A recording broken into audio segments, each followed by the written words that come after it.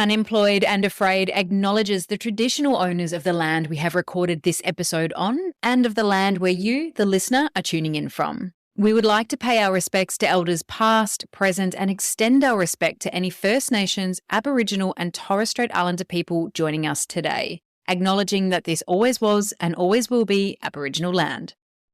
Welcome to Unemployed and Afraid, a podcast that explores the messy middle of being out on your own and starting over with the people who've done it. I'm your host, Kim Curtin. Thank you for being here. Let's get into today's story of starting over. Hello, lovely listener. It's been a few weeks since our last episode, so thank you for being here and coming back and joining me for today's episode back. I went on a little holiday to go snowboarding in New Zealand and fell over a lot. That sport can really take you on a journey with confidence. There were tears, a lot of I can't do this moments and shock confidence, but also a whole lot of this is amazing moments mixed into it. So it was oddly parallel to this experience of starting over, trying new things, and challenging yourself to create a career that delivers what's perfectly aligned to you. But I must say, after having a few weeks off of the pod, I noticed myself giving myself excuses about why I needed a little bit more time before coming back. I wanted to work on a strategy and a plan for social content, for connection. I wanted to have the second weekly episode I'm planning to bring you, the science of starting over, fully ready to go. I wanted to wait until I've nailed the sound quality where I record. I was making all sorts of excuses about time and the other work I need to do in order to be financially supported, getting in the way, et cetera, et cetera. And I realized I was letting perfectionism get in the way of growth again. It's this endless battle you might relate to of when this happens, I'll do this, instead of just pushing on with wherever you are and getting something out into the world and growing it from there. But of course, if I don't push on, I can't bring you these amazing stories to encourage you, dear listener, to keep staying out of your own way and start over as many times as you need. And that would be a little bit shit of me. So here I am showing up with my gorgeous guest today, bringing you these stories in all of our imperfect glory. And luckily, she is the perfect guest to get us all back on track. In this episode, we're going to chat about how it's perfectly okay to want your creative pursuits to be your business, to take sideways steps along the journey, and to keep showing up for yourself and allowing your plan to just roll out in real time. So if the 9 to 5 just isn't feeling super aligned, you are in the right place. And I hope you enjoy this chat. My guest today is the lovely Bianca Lambert, creator and director of the unique homewares brand Capra Designs. Capra Designs was born out of a love for her collection of plants which naturally required equally beautiful pots and stands. And the colours and forms of these creations are beautiful and loved in homes all around the world. And last year, Bianca launched her product into Bunnings. Yes, let me think. I'm pretty sure I know that store, Bunnings. Yep. Bunnings, if you're listening, I know a great podcast you should sponsor, but this isn't about me. Bianca's story wasn't the picture book overnight success like we can all relate to. There's been trial, more success, and tribulation and more. And I can't wait to hear all about it. Bianca, welcome to Unemployed and Afraid. Oh, thank you, Kim. Thanks for the intro. My pleasure. That must have been a cool moment getting into Bunnings, but I'll hold that. I'm itching to get to it, but I won't ask you that straight off the bat. Before we get into your career journey, how would your best friend describe you? Oh, goodness. Probably straight to the point, loyal and honest. I like straight to the point. I feel like sometimes I can be a little bit of a waffler, so I like that. I think waffling is useful as well sometimes. Yeah, it's good air filler, that's for sure. So before Capra Designs was born, who were you? I was working in marketing. So I'd worked in marketing for 15 years. I really loved, the arts and entertainment area. So I made sure that I had streamlined into marketing in those fields, but it really wasn't fulfilling me. I was always trying to do something on the side to fill that hole or void of doing something creative myself. So I had done a jewelry making course and kind of tried to launch a jewelry brand. I had learned how to sew when I was younger. So at one stage, I started a fashion label with a best friend, but all these things were kind of hobbies that gave me a little interest outside of my marketing career, and they kind of didn't go anywhere. And then I started playing with resins, and then Capra Designs was born. I want to circle back to not feeling completely fulfilled in your marketing job. How did that materialize for you? I kind of felt like I had just landed in marketing. So I was working for a theatre at my university when I was studying journalism and international business at uni. And I'd finished up my degree, and the theatre had kind of put out a form for everyone to say whether they were going to continue next year or not. And I just jokingly said on that form, looking for full-time employment, have a degree in journalism and international business. And they came back and were like, would you like to be a marketing executive for our art and entertainment area? I was like, yeah. So fell into it, and I was good at it and I could do it, but I didn't really want to be doing it. It was never what I set out to do. And then the whole 9 to 5 thing it didn't suit my personality. Waking up every morning, hopping on the same tram, sitting at your desk at 9 o'clock, leaving at 5, doing it all over again, just wasn't working for me. It didn't motivate me. So I wasn't feeling it. Those not feeling it moments can come out in the strangest of ways, can't they? Just sort of that tiredness maybe, and that, let me grab for a coffee in the afternoon, and, that cycle of chatting to your co-workers and maybe getting a little negative. I mean, I'm speaking from my own experience here, but I find it interesting when you are feeling misaligned, you can often start to look at things outside of yourself and be like, it's the job that's not right, or it's that co-worker that's driving me nuts, or it's, just not getting enough sleep. Yeah, it does. It definitely feels like all of those things. I just also felt like the culture around me wasn't my vibe. I wasn't kind of fitting into that idea, and that there probably was this structure that was going to work for me somewhere else. Was that around the time you started playing with resin, or did you do that after? I mean, that was probably throughout my entire 15 years career of marketing.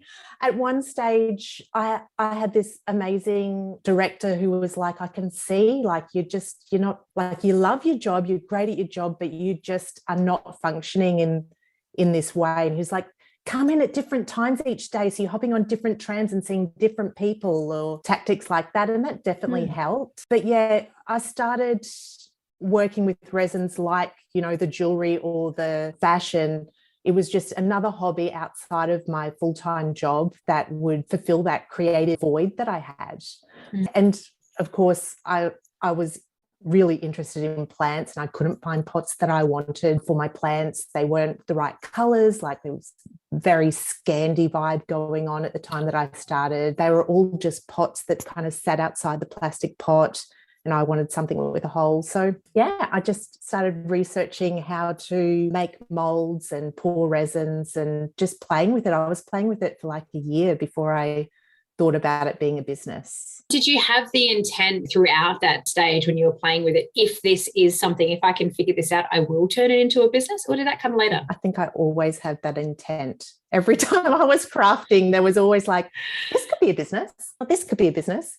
And you realize when it's not right. But yeah, it was always in the back of my mind for sure. That's so relatable. And I find that just such an interesting thing to talk about, because we often hear that you shouldn't, start a creative outlet or an art practice with the intent of it becoming a business. But I'm much like you, where almost everything that I do, I'm thinking about how it can become something sustainable. How can I turn something I enjoy doing into work? And there seems to be a little bit of push-pull at the moment, a bit of disparity with, no, you shouldn't approach things that way. You should just live them and love them. But I think if that's just an innate part of your personality, and that you're looking for the commercial return opportunity for something you're really enjoying doing, I think embrace that. That's exciting. And business can definitely be a form of art as well. It's very interesting to hear that that's been your experience too.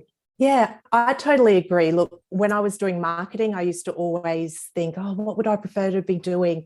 And I'd list like heaps of different careers. Whereas now, whenever things get really difficult with Capra Designs, and I think, okay, maybe this is too much. What else could I be doing? And I'd be like, this is what I want to be doing. This is my dream. So, there's something about taking your passion and turning it into a business that allows you to continuously have that drive to keep going. and you do need something to keep you going all the time. So what did you do first when you thought, you know what, these pots are looking awesome, I'm loving them, this could be something? What was your first step? At that point in time, I had just gone on maternity leave. So I had a lot of free time sitting in front of the couch, feeling quite heavy. So I spent a lot of time creating a database of wholesalers that I might want to wholesale to, creating a database of different media outlets that I thought might be interested in the products, I suppose because I had that marketing background. That was my first area. At that point in time, we were also making wire plant stands. So I found a manufacturer for the wire plant stands. And at this point, I still wasn't sure that I was launching, but I was kind of just putting all the pieces in place just in case, just building up to what if I could do this. How interesting. I think sometimes we all think that there should be that perfect business plan in place, but it sounds like you were just kind of leaning on some of your past experience, thinking, all right, what do I know here? And what can I start to put into place? And then what's the next thing? Is that fair to say? It was a bit more intuitive to follow the path? For sure. I also think that it wasn't at a business plan stage. It was at a throw it at the wall and see if it sticks stage. And I think that lots of people miss that point. Like, don't put all your money and all your effort into something before you've even tested to see whether it's something people want. I didn't want to waste my time, really looking at this long-term picture if it wasn't even something that people were interested in. That's such good advice. We can often make it so big that it just becomes completely unattainable. I'm interested, when did you go all in on this? What was the trigger to make you go all in on this, first and foremost? What was the success that started triggering that? And when did you leave your role? I launched about a month after my son was born, and it just took off. I had wholesalers. I had been in media like the Design Files. I could see that there was just such an interest. And I quickly got to a point where I couldn't keep up with orders. Like, getting orders actually made me quite stressed rather than excited. And it was, I had a year, I suppose, to wait before I had to quit my role because I was on maternity leave. But it was like a weight on my shoulder being at this job. And so every day I would rerun the decision of whether I'm going to leave my job or not. So I kind of quit about 4 months in to launching Capra Designs so that I could have that decision cut, done. I'm doing this. This is what I'm doing. This is what I'm focusing on, and just know that I wanted to make a go at it. That said, I did go back to my old job and do some part-time work here and there. It's not like I never had the financial help of other roles outside of Capra Designs throughout my journey. I'm interested in one part that you touched on, the orders coming through and making you feel really nervous. So at that stage, were you pouring and creating these all yourself still? Or was it just the pressure of delivering this? No, I was creating them all myself. So in our granny flat out the back of our rental in Abbotsford, Melbourne. And so and they're quite a timely process. So it was like pouring the pots, sanding them, and then sealing them as well. I probably wasn't at that stage, hadn't costed it to make on my time because I was really thought I was just testing the market, and I wasn't confident the market was going to come back and say, yes, please. So it was an overwhelm of the actual work that was required, because outside of pouring the pots, then I had all the marketing to do. I had all of the admin, I had all of the accounting, etc. It was, 24 hours a day just trying to get all of this done.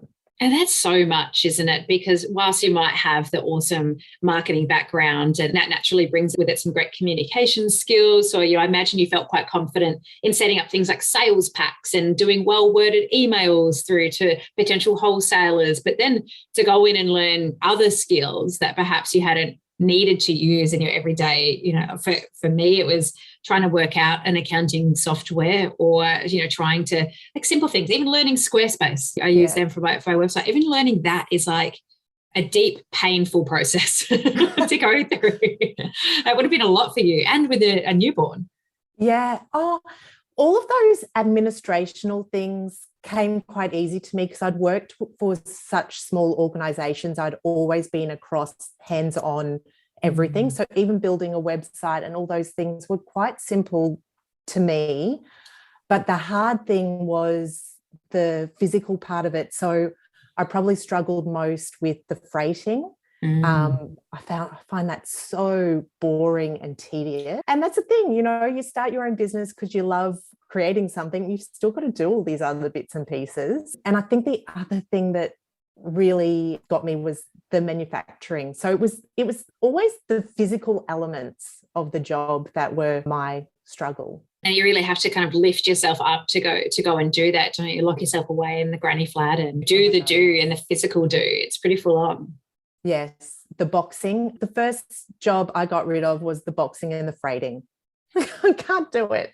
Yeah. I think that's the thing, is that in small business, when you can hire other people, giving them the task that whether they're easy or not, but they're just not your thing is, a really great place to get to, I suppose, as well. It must have been a really steep learning curve noticing when you were pricing or when you were setting up the wholesale pricing model that you had it actually factored in enough for your time. How did you get to refining that? Was that a challenging process? It was. I think part of the problem was I didn't value my time. I felt like an imposter in this art creative world. So I didn't really feel like I could charge anymore for this product. But when I realized people wanted it and I wanted to make a living out of it, I really looked at what the price was. And even today, when I'm pricing products, I just go, the price is the price. Like I can't change how much it costs. So either it's too expensive and I can't take this to market, or it's worth it and here's the product. That's what it costs.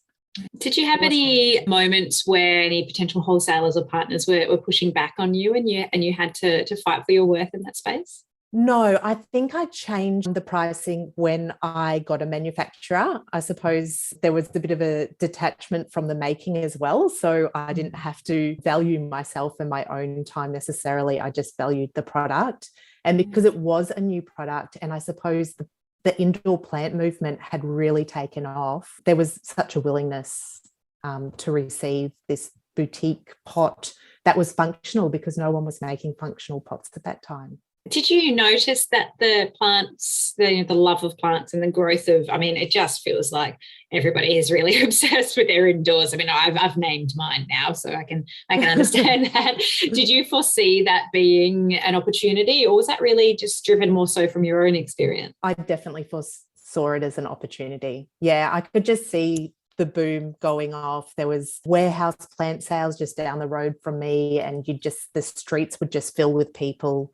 It was just, I almost felt like I was too late, but I wasn't. We're here 7 years later and it hasn't slowed down as far as people's interest in bringing plants into the home. So, yeah. That's so interesting you say that you thought you might have been too late. And I think that would be the experience for a lot of us looking at the potential business ideas or new ideas and thinking, the market's too crowded, it's not different enough to cut through, or I'm not confident in what I have to offer. What, measures or support did you have in place, or how did you tackle that for yourself?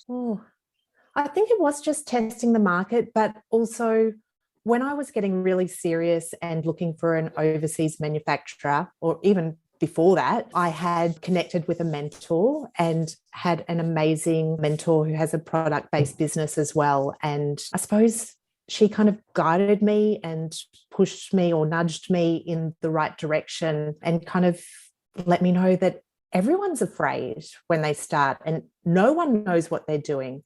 You don't know how to do anything until you've done it. So just do it. And it seems so simple, but it was, really changed my perspective over just taking the leap. That's excellent advice. Just going through and doing it. It does feel scary in the moment, but it seems like a smart decision that you had someone outside of your own brain to help reinforce some of that. Yeah, for sure. And then my partner, Tom, it put such a financial burden on our family, me starting a business, but he was always behind me as well. So I think, having that support and people to lean on and people to encourage you and believe in you helps you believe in yourself as well. Where did your first big sale come from and how did it feel? I don't even know if it was my first big sale, but my first ever wholesale was to modern times. So I had two goals when I launched. One was to be in modern times. So it's a beautiful mid-century homewares store in Melbourne. And it kind of always brought on the trendiest, newest products in Melbourne. So I wanted to be there. I wanted to be a part of that. And then my other goal was to get in design files. So they were like really massive milestones for me, and they happened really quickly. But there's been other things, like when I launched in the US, I really wanted to be in the SIL, which was, it's a indoor plant store, but has gone national, and they were kind of the first people to coin plants make people happy. And it's only been this year that I've got in the SILs. So it's, it's a slow burn, but it's good to have those goals and to always, know where you want to be. It's so true to have that little bit of forward planning instead of a business plan. Maybe, do you know what, I would really like to see where this could go. It sounds really interesting. You mentioned that you took on some part-time work, but also I know from a little bit of research about you, you had a little bit of a derailment somewhere along the line where you decided to take a step back and reassess. Talk me through that experience. Yeah, so I suppose a couple of things happened. I launched in the US with an agent, and I turned up to the trade show and none of my products had turned up. Wow. So I quickly stumbled to, put together a brochure, and all I could do was try and engage buyers with this brochure. And I sold a decent amount from this brochure. I surprised myself, but it was definitely, a bit of a financial burden. And then I had also decided to kind of branch off into linen homewares, so tablecloths and napkins and things, and was importing those from India, and they got stuck in Singapore. And so they were a month late for that. And I was like, that's fine. They're still arriving in November. I've got all these pre-sales for Christmas. I'll just let everyone know. And then they arrived in Melbourne, and there were protests at the dock, and they got stuck in the protests for another month. They arrived at our warehouse on Christmas Eve. And by that point, pretty much everyone had cancelled their orders, and the product had become old news. It was no longer a new, fresh product. It was this burden, basically. And I mean, the great thing is today that would never happen. I had the same experience just last year with product getting to the US because of all of the shipping issues with COVID. And no one cancelled their order. Everyone's so understanding now of all the shipping delays. But at that point in time, people didn't understand that once you put a product into shipping, you have no control over it anymore. Like, you can put as much buffer as you want in, but it's, you never know if it's going to make it or not. Anyway, I decided to go back and work part-time to kind of take some pressure off myself with Capra Designs so that I could get back to this point of enjoyment, because it had become a real burden and something that had become so stressful, and that wasn't where I wanted to be. I worked in part-time employment probably for about 8 months while doing Capra Designs on the side, on the weekends, nighttime, keeping it ticking over, and also knowing that I was always going to get back to it and get back to it full time. So yeah, that just kind of continued going, and I can't even remember how I ended up transitioning back to full time. It kind of, I suppose, was very fluid when Capra Designs just got back on track. I want to circle back just on that experience of rocking up to a trade show and having none of your products. I'm absolutely stuck on that because I think my stomach dropped. Just imagining how stressful that must have felt in that moment. I was a mess, for sure. The agent was definitely trying to support me. I was so lucky that my mentor had just signed up to the same agent. So she happened to be there, and I was like, I may as well just go home. Like, what is the point? And she's just like, this is the time to fight. Pull your socks up, get it together, work out a plan, go, do it now. And I put together a full brochure, got it printed overnight. I felt like I'd made the impossible happen, and just, decided I needed to switch my attitude and just do what I could to make as much success as possible out of a really, really bad situation. Wow, what a moment. And then to have that kind of grow and have that moment where you have customers cancelling their orders. And I imagine at that stage you very well would have been at the front line of that. So seeing those orders come through as cancelled, hearing the disappointment from the customers, that must have been a real challenge on your resilience. Yeah. Oh, that was really hard. I don't even know how to describe the feeling of not being able to fulfill those orders and talking to the freighting agent every day and knowing that my products were like within half an hour drive from me and not being able to access them was horrendous. I suppose, again, all I could do was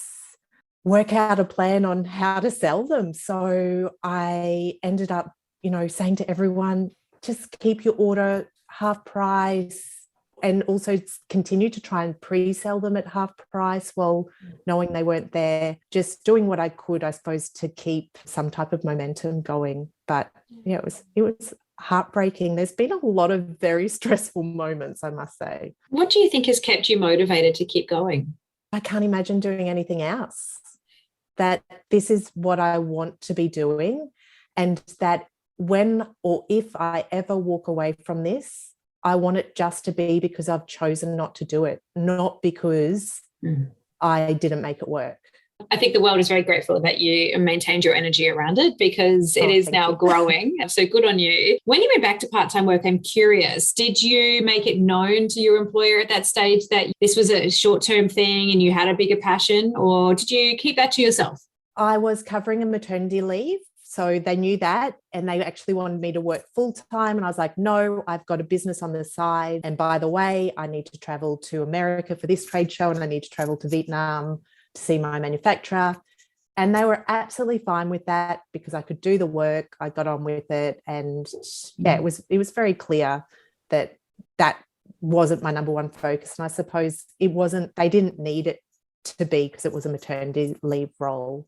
That's a nice place to be, I think, just making everyone around you aware of what your goals are as well. It can be quite, I guess, overlooked, the importance of stating what you want for your bigger goal, so that not just an employer, but a best friend, a partner can keep you accountable in those moments where your resilience might be flailing or your attention is pulled in too many different situations, to be able to go, just think about what you want for the bigger goal. It's hard now, but just a little bit of hard and hopefully a bit of reward down the line. Yeah, I mean, they were amazing, actually. Like, I went to America for a trade show, and then I got back and I was like, I've got this massive order in Vietnam. I need to leave. I literally got back for a day and I was like, I need to leave tomorrow. I need to go and check these products and make sure that they're great for this order. And they're like, okay, see you. I was like, oh my gosh, I've never had an employer so understanding. But at the same time, I approached that job the same way I approach any job. I was 100% when I was there,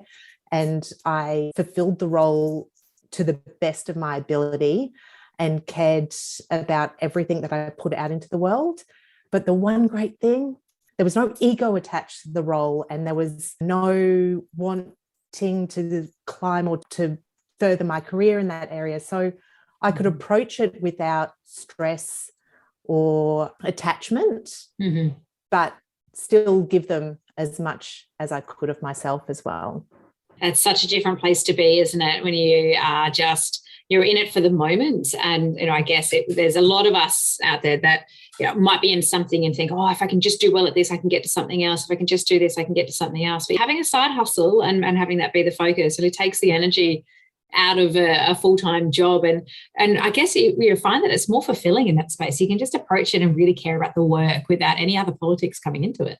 It was probably one of the first times that I could really enjoy just being in a marketing role and enjoy the people around me as well. I just spent 4 years working by myself. So it was a little break from that as well. And, a little bit of structure. I know I complained about structure at the beginning of this, but, you always need a little bit of what you don't have.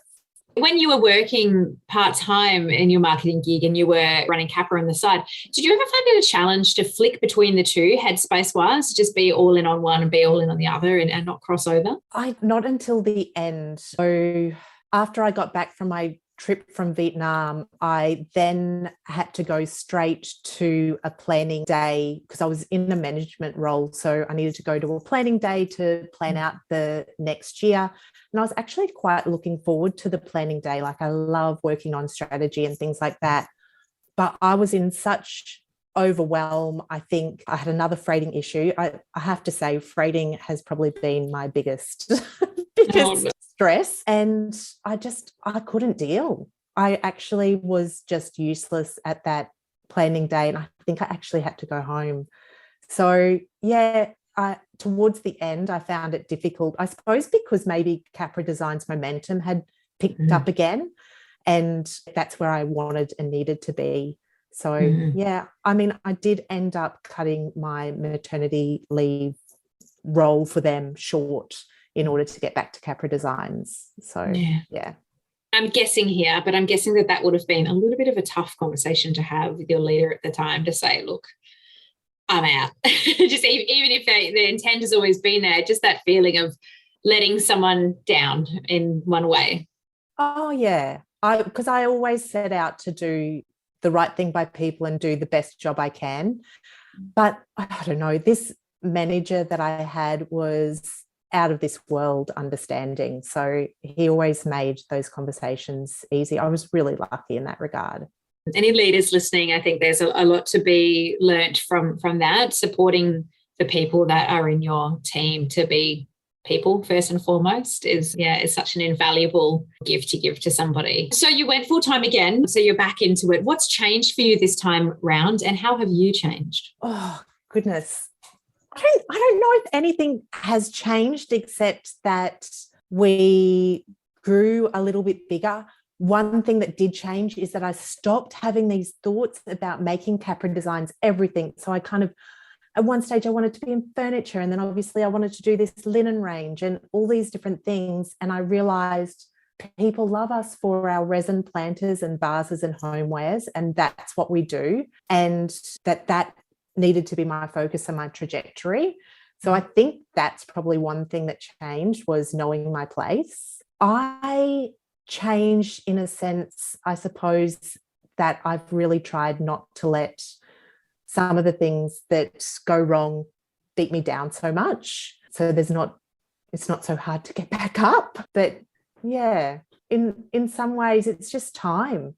I mean, everyone says it's that 4 to 5 year mark where things start to turn around and the wheels just start moving by themselves. And I kind of felt that way. But I suppose I love the title of your podcast because I do feel like I always still wake up feeling unemployed and afraid. Relatable. I have like this business I've been working on for 7 years, and I don't think that feeling goes away because there's no guarantee of income any day. So yeah, I mean, that keeps me motivated for sure, just to keep it going. And I love what I do, and I love the products, and I love the variety of my day. So that's probably what keeps me going now. I think sometimes people can assume that working for yourself or following a creative outlet can look really green on the other side. And the grass is greener. Wow, you're doing your own thing. You're doing really well. And look at all the success you're having. But it's those moments when you wake up and think the success that I'm having is 100% driven by me and my energy today. And that is scary as shit some days. Yeah. And even the courage to move forward. So, you have to be willing to fail to succeed. And I've had my fair share of fails in things that I've done with Capra Designs. Every level that you move within the business, again, you need to take that leap of willingness to fail. Every time I have to buy more product and I buy a little bit more, it feels so scary. That fear that you have in the beginning doesn't go away. If anything, it gets greater because you're taking bigger risks.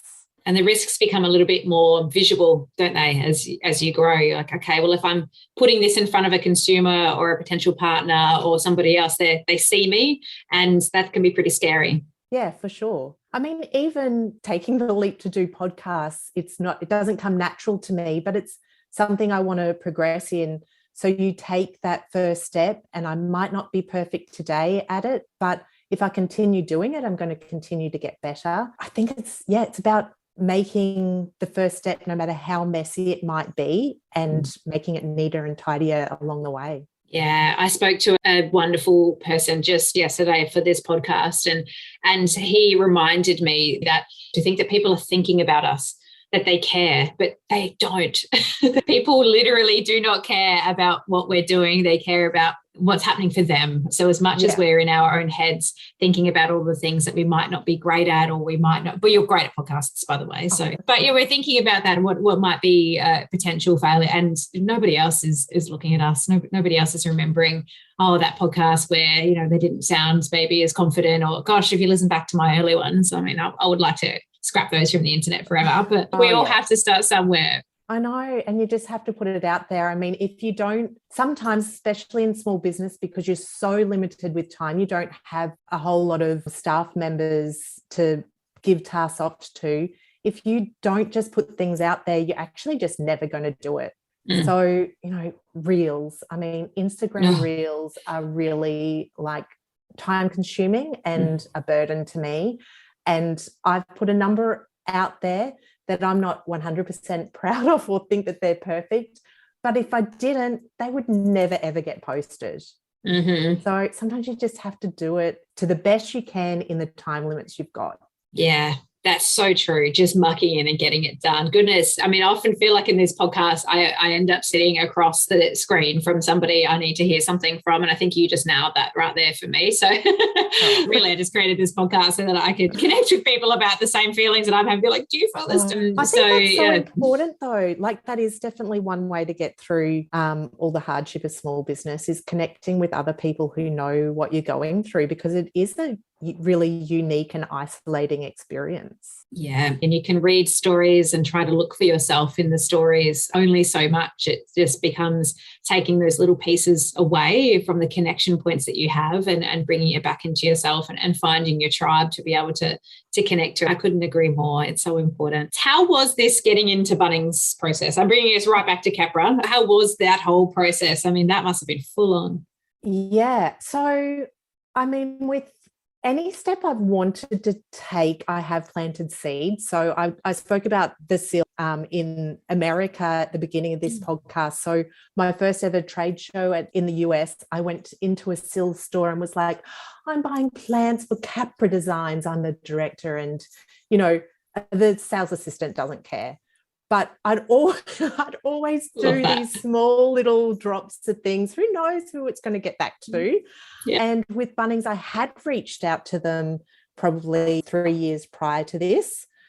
They have no recollection of that, which is absolutely fine. But, you know, who knows? But I think they also saw a real need to have boutique, beautiful Australian designed planters amongst their collection.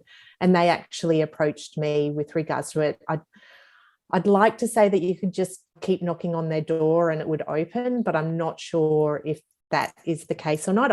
I was lucky, I suppose, to have been seen by their buyers as one of the leaders in boutique pots in Australia. And I kind of said no a couple of times to them as well, not really believing that the opportunity could be as great as it was. And also having had worked with large businesses in the US businesses weren't very nice to work with, and not knowing if I wanted to put myself under that stress. In the end, in discussing the opportunity with the buyer, I realized I was able to differentiate my product enough that it wouldn't have an impact on my stockists, because I felt very strongly about protecting the people who had supported me for the last 7 years. And yeah, it was such a really, really nice process working with them as well. So it was definitely a very lucky opportunity, but I suppose also 6 years in the making.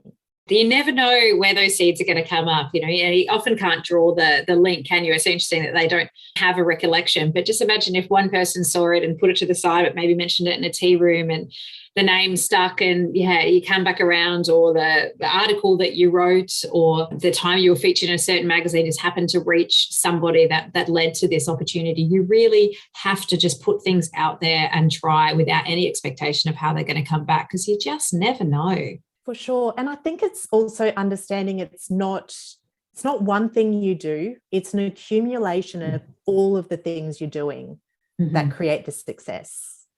So I think lots of people decide to quit when one thing doesn't work. It's not about the one thing, it's about a whole accumulation of things that stack up together. And then that's where you find the success. Yeah. Whatever it takes to remind us in the moment that if you can't see what's coming, just to keep going and just keep trusting and trying and saying yes to things and giving things a go and having visions with no expectation of return. It's such an important thing to do, to just keep going every single day. What's next for you on this path? I have been designing a new collection out of a very, very different material. So I'm hoping to launch another brand maybe next year. I'm taking it a bit slower than my launch of Capra Designs and really putting all the pieces together. So it's a bit of a different approach. But yeah, really excited to kind of put that out into the world. That's awesome. And do you have a team with you now? Do you have staff working for you, or are you just by yourself?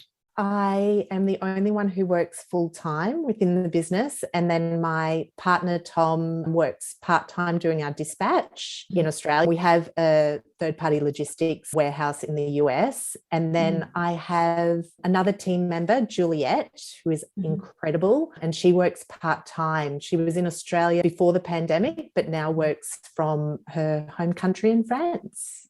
Fantastic. So, yeah, it's super small still as far as the team goes, but yeah, I kind of like it that way. I like being able to stay connected to everyone. Yeah, I think that's so important too. Often we look at these wonderful success stories and brands and think, oh, it's so big, it's beyond me. But it just comes down to somebody with the right energy behind it, and then you attract a few others and it just keeps growing and growing. So that's awesome to hear. Yeah. And I mean, I definitely outsource a lot of tasks to other businesses as well. So I have an accountant and a bookkeeper and things like that. But it's nice to have those whole lot of skilled people outside of the business who I can't actually employ full-time or part-time. So yeah, it's a nice size for now. I think sharing your story in this way is just so important. So can I say good on you for doing a podcast and doing more podcasts, because again, the more that we share our stories and our experiences of what we're going through, it gives others permission to try things for themselves as well. So on behalf of the listener and I, we're both super grateful that you've shared so much of your story today. How can the listener and I support you on your journey? You can find us and follow us on Instagram at Capra Designs, that's CAPRA and designs with an S, or you can purchase on capradesigns.com. Brilliant. And we'll go and we'll find your reels and we'll like them and we'll comment and we'll save and we'll share. Thank you. Engagement, right? It's just the most important thing. I'll make sure to put all the links to those assets in the show notes so the listener can get around and support you. But thank you so much for being here with me today, Bianca. It's been a pleasure to hear your story. Oh, thank you so much, Kim. And thanks for having this podcast that helps bring all the small businesses together and gives them a bit of a support network. Thank you. I appreciate it. It's the stuff that gets me up in the morning, even though I'm afraid. Awesome. Thanks, Bianca. Okay, so I'm really hoping you took something away from that story. I know I did, a little spark of inspiration or encouragement or a ping of realization that you're not alone and none of us have it all fully figured out. If you did, perhaps you could take 2 minutes to drop the show a star rating and review as a little thank you. It'll mean more than you know. Thank you for listening to Unemployed and Afraid, the stories of starting over with your host, me, Kim Curtin. If you liked the episode and are keen to hear more, please hit the follow button and leave a review. And let's keep the conversation going on Instagram at Unemployed and Afraid, where there's more goodies and links to today's show notes. See you there.